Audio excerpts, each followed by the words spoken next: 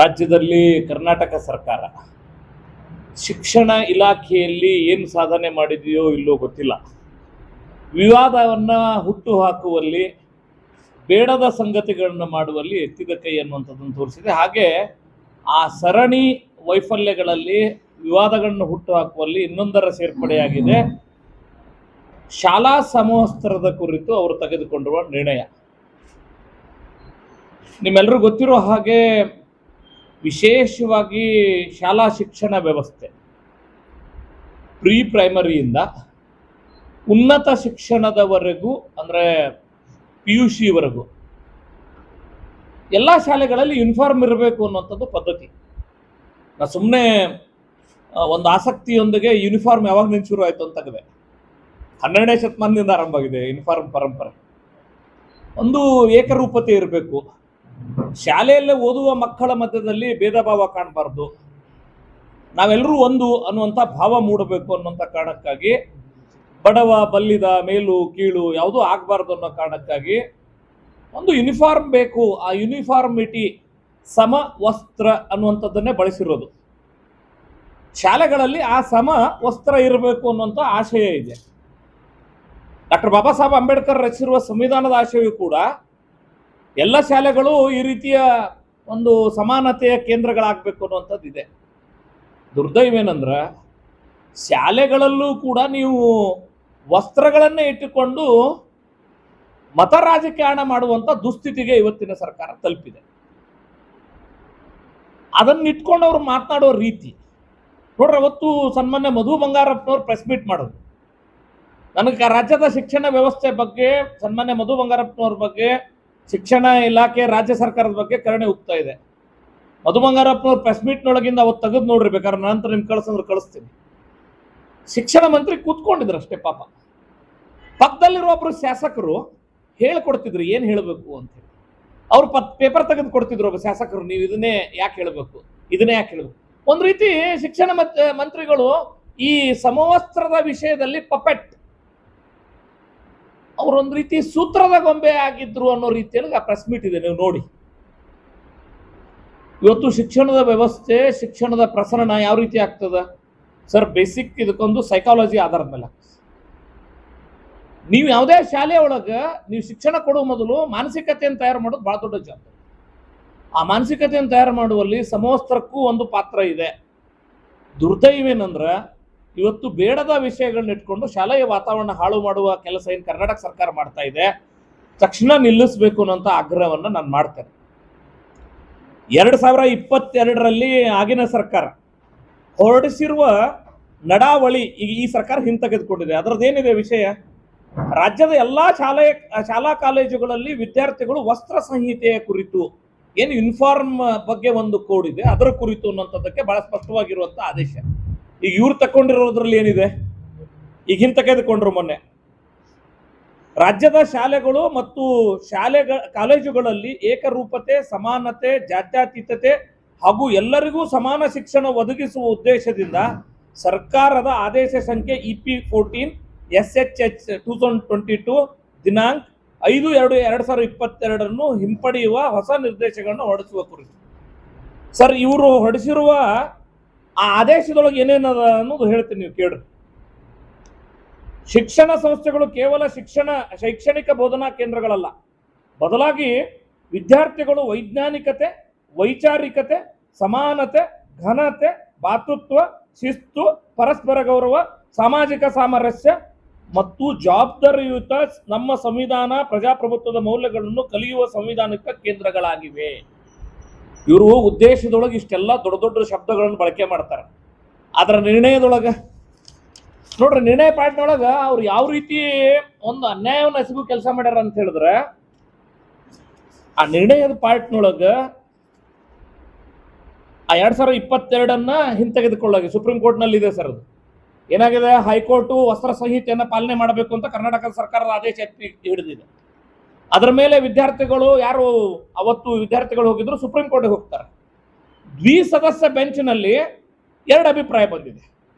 ಒಂದು ಯೂನಿಫಾರ್ಮಿಟಿ ಇರಬೇಕು ಅನ್ನೋದು ಅಷ್ಟೇ ಮುಖ್ಯದ, ಆದರೆ ಮಕ್ಕಳ ಶಿಕ್ಷಣಕ್ಕೆ ತೊಂದರೆ ಆಗಬಾರ್ದು ಅನ್ನೋಂಥ ಇನ್ನೊಬ್ಬ ಜಡ್ಜ್ ಹೇಳ್ತಾರೆ. ಈಗ ಅದು ಚೀಫ್ ಜಸ್ಟಿಸ್ ಆಫ್ ಇಂಡಿಯಾದ ಎದುರುಗಡೆ ಇತ್ತು. ಇವ್ರೇನು ಮಾಡಿದ್ರು? ತಕ್ಷಣ ಈ ಸುತ್ತೋಲೆ ಸರ್ಕಾರ ಬಂದು ಎಷ್ಟು ವರ್ಷ ಆಯ್ತು ಸರ್? ಇದು 3 ವರ್ಷ ಆಯ್ತು. 2022ರ ಸುತ್ತೋಲೆಯನ್ನ ಈಗ ಯಾಕೆ ಹಿಂತಕೊಂಡ್ರಿ? ಇದರ ಹಿಂದಿನ ರಾಜಕೀಯ ಮರ್ಮ ಏನು? ಯಾವ ವಿಷಯಗಳನ್ನ ಯಾವಾಗ ಚರ್ಚೆ ಮಾಡಿಸ್ಬೇಕು ಅನ್ನುವಂಥ ರಾಜಕಾರಣಕ್ಕೆ ಈ ಸಂಗತಿ ಬಳಸ್ಕೊಳ್ತೀರಿ ಅನ್ನುವಂಥದ್ದನ್ನು ಒಪ್ಕೊಳ್ಬೇಕಾ? ಎರಡನೇ ಸಂಗತಿ, ಇವರು ಆದೇಶದೊಳಗೆ 3ನೇ ಪಾಯಿಂಟ್ ಅನ್ನು ಓದಿ ಹೇಳ್ತೀನಿ. ವಿದ್ಯಾರ್ಥಿಗಳು ನಿಗದಿಪಡಿಸಲಾದ ಸಮವಸ್ತ್ರದೊಂದಿಗೆ, ನೋಡ್ರಿ ವಿದ್ಯಾರ್ಥಿಗಳು ಈಗೇನವ್ರು ಹೇಳ್ಕೊಳತ್ತಾರಲ್ಲ, ಮಧು ಬಂಗಾರಪ್ಪನವರ ಪ್ರೆಸ್ ಮೀಟಿಗೂ ಇಲ್ಲಿರುವ ಅಂಶಗಳದಾಗ ಸಾಕಷ್ಟು ಗ್ಯಾಪ್. ವಿದ್ಯಾರ್ಥಿಗಳು ನಿಗದಿಪಡಿಸಲಾದ ಸಮವಸ್ತ್ರದೊಂದಿಗೆ ಅಂದ್ರೆ ಸಮವಸ್ತ್ರನು ಧರಿಸಲೇಬೇಕು ಅವರು. ಸೀಮಿತ ಸಾಂಪ್ರದಾಯಿಕ ಹಾಗೂ ಪದ್ಧತಿ ಆಧಾರಿತವಾದ ಸಂಕೇತಗಳನ್ನು ಧರಿಸಲು ಅನುಮತಿಸಲಾಗಿದೆ. ಅವ್ರ ಎಷ್ಟು ಕೆಟ್ಟ ಸ್ಥಿತಿಗೆ ಇವರು ತಲುಪ್ಯಾರ ಅಂತ ಹೇಳಿದ್ರ, ಒಂದ್ ಕಡೆ ಯೂನಿಫಾರ್ಮ್ ಹಾಕೊಡ್ರಿ ಅಂತ ಹೇಳ್ತಾರ, ಇನ್ನೊಂದು ಕಡೆ ಸೀಮಿತ ಸಾಂಪ್ರದಾಯಿಕ ಹಾಗೂ ಪದ್ಧತಿ ಆಧಾರಿತವಾಗಿರೋದನ್ನು ಧರಿಸ್ರಿ ಅಂತ ಹೇಳ್ತಾರೆ. ಶಾಲೆಗಳಲ್ಲಿ ಇಷ್ಟೊಂದು ದೊಡ್ಡ ಪ್ರಮಾಣದ ರಾಜಕಾರಣ ಬೇಕಾ? ಮಂತ್ರಿಗಳೇ, ಮುಖ್ಯಮಂತ್ರಿಗಳೇ, ಈ ರಾಜ್ಯ ಸರ್ಕಾರಕ್ಕೆ ಇದು ಬೇಕಾ? ಶಾಲೆಗಳಿಗೆ ನಾನು ತಮ್ಮೆಲ್ಲರ ಮೂಲಕ ಆಗ್ರಹ ಮಾಡ್ತೇನೆ, ಶಾಲೆಗಳನ್ನ ಶೈಕ್ಷಣಿಕ ಕೇಂದ್ರಗಳಾಗಿ ಇರಲು ಬಿಡಿ. ನೀವು ಮಾಡಬಾರ್ದಂತ ಕೆಲಸ ಮಾಡಿಕೊಂಡು ಸರ್ಕಾರಕ್ಕೊಂದು ಅಪ್ರಿಯತೆ ಬಂದಿದೆ ಜನರಲ್ಲಿ ಸರ್ಕಾರದ ವಿರೋಧಿ ಭಾವನೆ ಬಂದಿದೆ ಅನ್ನೋ ಕಾರಣಕ್ಕಾಗಿ ನೀವೇನಾದರೂ ಈ ರೀತಿ ಕೆಲಸಗಳ ಮೂಲಕ ಏನೋ ಪಡ್ಕೊಂಡು ಬಿಡ್ತೇವೆ ಅಂತೇಳಿ ನಾನು ಭಾರಿ ಆಘಾತಾಗಿದ್ದೆ. ಅಂದ್ರೆ ಮಂತ್ರಿ ಹಿಂಗೆ ಕೂತಾರ, ಪಕ್ಕದಲ್ಲಿರೋ ಶಾಸಕರು ರಿಜ್ವಾನ್ ಅರ್ಷದ್ ಅವರು ಅಕ್ಷರಶಃ ಏನ್ ಮಾತಾಡಬೇಕು, ಯಾವ ಪೇಪರ್ ಕೊಟ್ಟು ಮಾತಾಡಬೇಕು ಅನ್ನೋದು ಡಿಕ್ಟೇಟ್ ಮಾಡ್ತಿದ್ರು ಅವತ್ತು. ನೀವೇನೋ ಮಾಡಬಾರ ಕೆಲಸ ಮಾಡ್ಕೊಂಡು ನಿಮ್ಮ ಮತ ಬ್ಯಾಂಕ್ನೊಳಗೆ ಏಡ್ ತಿಂದಿನಿ ಅಂತ ಹೇಳಿ ಇವತ್ತು ಶಾಲೆಯ ವಿಷಯಗಳನ್ನ ಇಟ್ಕೊಂಡು ಮತ ಬ್ಯಾಂಕ್ ಅನ್ನ ನಾವು ಗಟ್ಟಿ ಮಾಡ್ಕೋತೀವಿ ಅಂತ ಹೊಡ್ತೀರಿ ಅಂತ ಹೇಳಿದ್ರ ಈ ನಾಡಿನ ಜನತೆ ನಿಮ್ಮನ್ನು ಕ್ಷಮಿಸಲ್ಲ. ದಯವಿಟ್ಟು ಕಾರಣಕ್ಕಾಗಿ ಶಾಲೆಗಳಲ್ಲಿ ಏನು ವಾತಾವರಣ ಕೆಡಿಸುವ, ಕುಲುಷಿತಗೊಳಿಸುವ ಕೆಲಸಕ್ಕೆ ಕೈ ಹಾಕಿದ್ರೆ ಹಿಂಸರಿ.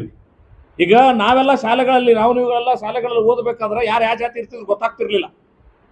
ಇವ್ರು ನೋಡ್ರಿ, ನನ್ನ ಶರ್ಟ್ನೊಳಗೆ ಬನಿಯನ್ದೊಳಗೆ ಅದು ಯಾವುದು ಉಡ್ದಾರದು, ಶಿವದಾರದು, ಜನಿವಾರದು, ಅದಕ್ಕೆ ಅವಕಾಶ ಕೊಟ್ಟಿವಿ ಅಂತ ಮಾತಾಡುವ ಮೂಲಕ ನಮ್ಮನ್ನ ಎಷ್ಟು ನೋಯಿಸ್ತಿದೀವಿ ಅನ್ನೋಂಥ ಪ್ರಜ್ಞೆ ಇರ್ಲಾರ್ದಂಗೆ ಮಂತ್ರಿಗಳು ಮಾತಾಡ್ತಾರೆ. ನೋಡ್ರಿ, ಮಧು ಬಂಗಾರಪ್ಪನವರೇ, ನಿಮ್ ತಂದೆಗೂ ಈ ರಾಜ್ಯದ ಮುಖ್ಯಮಂತ್ರಿ ಆಗುವಂತ ಅವಕಾಶ ಸಿಕ್ಕಿತ್ತು, ನಿಮಗ್ ಮಂತ್ರಿ ಆಗೋ ಅವಕಾಶ ಸಿಕ್ಕದ. ನಮ್ಗೆ ಗೊತ್ತದ, ಏನ್ ಮಂತ್ರಿ ಆಗಿರ್ಲಿ ಇವತ್ತು ರಾಜ್ಯ ಸರ್ಕಾರದೊಳಗ ನಿಮ್ಮ ಮಕ್ಕಳಿಗೂ ನೀವು ಅವಕಾಶ ಪಡ್ಕೋತೀರಿ. ಆದ್ರ ನೀವು ಅಲ್ಲೇ ನೋಡ್ರಿ, ಸಾಕಷ್ಟು ಜನಕ್ಕೆ ಸಿಗ್ಲಾರ್ದಂತ ಅವಕಾಶಗಳು ನಿಮ್ಗೆ ಸಿಕ್ಕದ ಮಂತ್ರಿಯಾಗಿ. ಆ ಮಂತ್ರಿಗಿರಿಯನ್ನ, ಅಧಿಕಾರವನ್ನ ಯಾವ್ದಕ್ ಬಳಸ್ಕೋಬೇಕು ಅನ್ನೋ ಒಂದು ಪ್ರಜ್ಞೆ ಇರಲಿ ನಿಮಗೆ. ಇವತ್ತು ನಿಮ್ಮ ಪಕ್ಷದೊಳಗನೆ ನನ್ಗ ಕೆಟ್ಟ ಅನ್ಸುದೇನಂದ್ರ ಆರ್.ವಿ. ದೇಶಪಾಂಡೆ, ಅವತ್ತು ರಾಯರೆಡ್ಡಿ ಅವರು, ಟಿ.ಬಿ. ಜಯಚಂದ್ರ ಅಂತ ಹಿರಿಯರು, ಅವ್ರಿಗೆ ಮಂತ್ರಿಗಿರಿ ಸಿಕ್ಕಿಲ್ಲ. ನೀವು ಪಡ್ಕೊಂಡವ್ರು ಒಣ ರಾಜಕಾರಣಕ್ಕೆ ಮಂತ್ರಿಗಿರಿ ಬಳಸ್ಕೊಳ್ಳೋಂತ ದುರ್ಸ್ಥಿತಿಗೆ ತಲುಪೋದ್ರ ಗತಿ ಏನಿದು? ಇವತ್ತು ಕಾಂಗ್ರೆಸ್ ಸರ್ಕಾರ ಹಾಳಾದ ಸ್ಥಿತಿಯಲ್ಲಿ ಅದ, ಅದರದ್ದು ಕೆಟ್ಟದ್ದನ್ನ ಅನುಭವಿಸೋ ಸ್ಥಿತಿ ಕರ್ನಾಟಕಕ್ಕೆ ಬಂದದ. ನಾನು ಅಪರೂಪದ ಒಂದು ಅಧಿಕಾರ ನಿಮ್ ಕೈಗಳಿಗೆ ಅಧಿಕಾರ ಸಿಕ್ಕಾಗ ಏನು ಒಳಿತು ಮಾಡ್ಬೇಕಂತ ನೋಡ್ಬೇಕಾಗ ಹೊರತಾಗಿ ಧರ್ಮಗಳ ನಡಬರ್ಕೆ ತಂದಿಡುವ ಅದೇ ವಿಷಯಗಳನ್ನ ಕ್ಯಾಂಪಸ್ಗಳಲ್ಲಿ ಚರ್ಚೆ ಮಾಡಿಸೋದು ಮಾಡಬೇಡ್ರಿ. ದಯವಿಟ್ಟು ನಿಮ್ಮೆಲ್ಲರ ಮೂಲಕ ನಾನು ಆಗ್ರಹ ಮಾಡ್ತೀನಿ. ಸನ್ಮಾನ್ಯ ಶಿಕ್ಷಣ ಸಚಿವರೇ, ನೀವು ಮಾಡ್ಬೇಕಾದ ಕೆಲಸ ಭಾಳ ಹೇಳ್ತೀನಿ, ಕೇಳ್ಕೊರಿ. ಸರ್, 1 ವರ್ಷದಿಂದ ಪ್ರೆಸ್ ಮೀಟ್ ಮಾಡಿದಾಗ ಅಥವಾ ಸದನದಲ್ಲಿ ಅಂಕಿಅಂಶಗಳನ್ನು ತೆಗೆದುಕೊಂಡಾಗ ಹತ್ತತ್ರ 65,000 ಶಿಕ್ಷಕರ ಹುದ್ದೆ ಖಾಲಿ ಅವ. ಏನಾಗಿದೆ ಸ್ವಾಮಿ, 65,000 ಹುದ್ದೆ ಖಾಲಿ ಅದಾವ. ಇವತ್ತು ನಾ ಪ್ರೆಸ್ ಮೀಟ್ ಮಾಡೋಳಗ ಕಳೆದ ಬಾರಿ ಉತ್ತರ ಕೊಟ್ಟ ನಂತರ ಖಾಲಿ ಆಗಿರೋ ಹುದ್ದೆ ಈ ಮೇ ಎಂಡ್ ಒಳಗೆ ಸರ್ ಹತ್ತತ್ರ ನನ್ನ ಲೆಕ್ಕಕ್ಕೆ 1 ಲಕ್ಷದವರೆಗೂ ಶಿಕ್ಷಕರ ಹುದ್ದೆ ಖಾಲಿ ಆಗ್ಬೋದು. ಪ್ರಾಥಮಿಕ, ಪ್ರೌಢ, ಪದವಿ ಪೂರ್ವ ಮಧು ಬಂಗಾರಪ್ಪನವ್ರದ್ದು ಖಾತೆ ಬರ್ತದೆ, ಅಲ್ಲೇ ಹತ್ತತ್ರ 1 ಲಕ್ಷ ಜನರ ಹುದ್ದೆ ಖಾಲಿ ಇರ್ಬೋದು. ಅಥವಾ ಅಗತ್ಯತೆಯೂ ಇದೆ. ಇವತ್ತು ಸರ್ಕಾರಿ ಶಾಲೆಗಳ ಸಂಖ್ಯೆ ಬಂದಾಗ ಹೋಗುವಂತ ಸ್ಥಿತಿ ಬಂದದ. ಸರ್ಕಾರಿ ಶಾಲೆಗಳು ಬಂದಾಗ್ಲಾಗುತ್ತಾವ. ಸರ್ಕಾರಿ ಶಾಲೆಗಳಿಂದ ಜನಸಾಮಾನ್ಯರು ವಿಮುಖರಾಗ್ತಿದ್ದಾರೆ. ಹಣ ಕೊಟ್ಟು ಖಾಸಗಿ ವ್ಯವಸ್ಥೆಯಲ್ಲಿ ಶಿಕ್ಷಣ ತಗೊಳ್ಳುವಂತ ದುಸ್ಥಿತಿಗಳ ರಾಜ್ಯದಲ್ಲಿ ನಿರ್ಮಾಣ ಆಗಿದೆ. ಸರ್ಕಾರಿ ಶಾಲೆಗಳಲ್ಲಿ ಶಾಲಾ ಕೊಠಡಿಗಳನ್ನ ಕಳೆದ ಈ ಸರ್ಕಾರ ಬಂದ ನಂತರ 3 ವರ್ಷದಾಗ ಶಾಲಾ ಕೊಠಡಿ ಕಟ್ಟಿ ತೋರಿಸಿರುವಂತ ಉದಾಹರಣೆ ಇಲ್ಲ. ಹಿಂದೆ ವಿವೇಕಶ್ರೀ ಶಾಲೆಗಳ ಕೊಠಡಿಗಳನ್ನು ಕಟ್ಟುವಂಥದ್ದೇನು ಸನ್ಮಾನ್ಯ BC ನಾಗೇಶ್ವರ್ ಇದ್ದಾಗ, ಸನ್ಮಾನ್ಯ ಬೊಮ್ಮಾಯಿ ಅವ್ರ ಸರ್ಕಾರ ಇದ್ದಾಗ ಕೊಟ್ಟಿದ್ರು. ಆ 15,000 ಕೊಠಡಿಗಳನ್ನ ನಾವು ಕಟ್ಟೇವೆ ಅಂತ ಹೇಳ್ಕೊಳ್ತಾರೆ ಹೊರತಾಗಿ ಈ ಸರ್ಕಾರ ಬಂದ ನಂತರ ಒಂದೇ ಒಂದು ಕೊಠಡಿಯನ್ನು ಕಟ್ಟುವ ಕೆಲಸ ಮಾಡಿಲ್ಲ.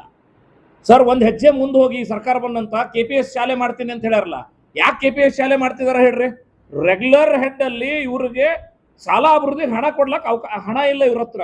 ಅದಕ್ಕೆ ಸಾಲ ಮಾಡಿರೋ ಹಣವನ್ನ KPS ಶಾಲೆಗಳ ಹೆಸರಲ್ಲಿ ತರಲಿಕ್ಕೆ ಮಾತ್ರ ಸಾಧ್ಯ ಇರೋದ್ರಿಂದ KPS ಶಾಲೆ ಕೊಡ್ತೀವಿ ಅನ್ನುವಂತ ಮಾತನ್ನು ಈ ಸರ್ಕಾರ ಹೇಳ್ತಿದೆ. ದಿವಾಳಿ ಎದ್ದಿರುವ ಸರ್ಕಾರ ಸರ್ಕಾರಿ ಶಾಲೆಗಳನ್ನ, ಸರ್ಕಾರಿ ಶಾಲಾ ವಾತಾವರಣವನ್ನ, ಸರ್ಕಾರಿ ಶಾಲೆಗಳಲ್ಲಿ ಓದುವ ಮಕ್ಕಳ ಪಠ್ಯಕ್ರಮವನ್ನು ಹಾಳು ಮಾಡಿ ಈಗ ಯೂನಿಫಾರ್ಮ್ ಹಾಕೋಬೇಕು, ಶಿವದಾರ್ ಹಾಕೋಬೇಕು, ಏನು ಉಡದಾರ್ ಹಾಕೋಬೇಕು ಅಂತ ಹೇಳ್ತಿರಲ್ಲ, ನಾಚಿಕೆ ಬರೋದಿಲ್ಲ ನಿಮಗೆ? ನಾಚಿಕೆ ಬರೋದಿಲ್ಲ?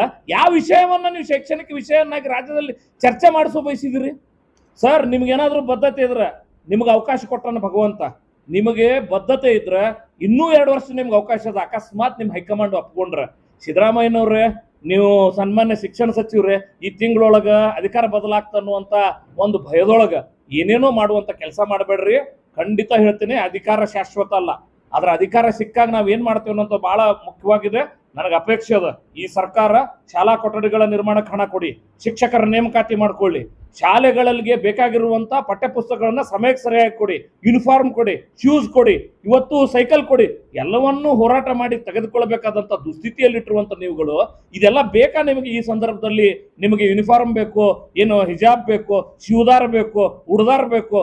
ಸರ್, ರಾಜ್ಯದ ಜನತೆಯನ್ನ ನೀವು ಏನ್ ಮೂರ್ಖರಂತ ಅನ್ಸ್ಕೊಂಡಿದ್ದೆಲ್ಲ ಕೈ ಹಾಕಿ ಯಾವ ವಿಷಯವನ್ನು ಯಾವಾಗ ಚರ್ಚೆ ಮಾಡಿಸ್ಬೇಕು, ಯಾವ ನೆರೇಟಿವ್ ಹೇಗೆ ಬಿಲ್ಡ್ ಮಾಡ್ಬೇಕು ಅನ್ನೋದಕ್ಕೆ ಶಾಲೆಯ ವಿಷಯನ ಬಳಕೆ ಮಾಡ್ಕೊಳ್ತಿದ್ರಲ್ಲ, ಇದು ಅಕ್ಷಮ್ಯವಾಗಿದೆ ಅನ್ನೋಂಥದ್ದನ್ನ ಖಂಡಿತ ಹೇಳ್ತೇನೆ. ಕರ್ನಾಟಕ ಸರ್ಕಾರ ಈ ಬೇಡದ ಸಂಗತಿಗಳ ಚರ್ಚೆಯಿಂದ ಬದಿಗೆ ಸರಿದು ನೀವು ಶಾಲೆಗೆ ಅಲ್ಲಿ ಮಕ್ಕಳು ಪಾಲಕರು ಬಹಳ ಪ್ರಬುದ್ಧರಿದ್ದಾರೆ, ನೀವು ಮಾಡಿರೋ ಆದೇಶದ ಹುನ್ನಾರಗಳನ್ನು ಅರ್ಥ ಮಾಡ್ಕೊಳ್ತಾರೆ.